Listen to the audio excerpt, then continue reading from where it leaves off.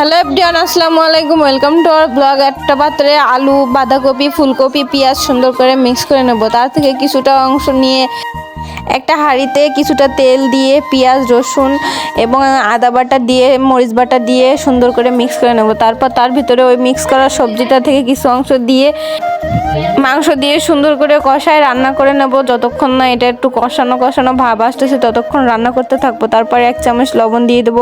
আমার পরিমাণ মতন আমি লবণ দিছি, আপনারা আপনাদের পরিমাণ মতন লবণ দেবেন। তারপর কিছুটা পানি দেবো, আপনাদের মেজারমেন্ট অনুযায়ী আপনারা পানি দেবেন। তারপর ওটা থেকে কয়েক পিস মাংস তুলে নেব। তুলে নিয়ে মাংসটাকে কুচি কুচি করে নেব, মানে সেদ্ধ করা হয়ে গেলে। তারপর ওটার ভিতরে ধনিয়া গুঁড়া, জিরা গুঁড়া দিয়ে সুন্দর করে ওটাকে একটু কষায় নেব। তারপর কিছুক্ষণ পর কিছুটা কর্নফ্লাওয়ার, 1 চামচ কর্নফ্লাওয়ার একটা বাটিতে গুলে সুন্দর করে ওটার ভিতরে দিয়ে দেবো। যখন একটু ঘন হয়ে আসবে তখন ওটার ভিতরে একটা ডিম দিয়ে পরিবেশন করে নিলে রেডি আমাদের ভেজিটেবল চিকেন স্যুপ।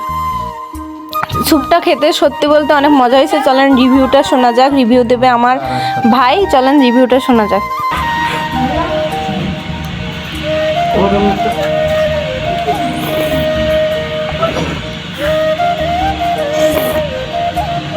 কেমন হয়েছে না? Tasty tasty, thank you.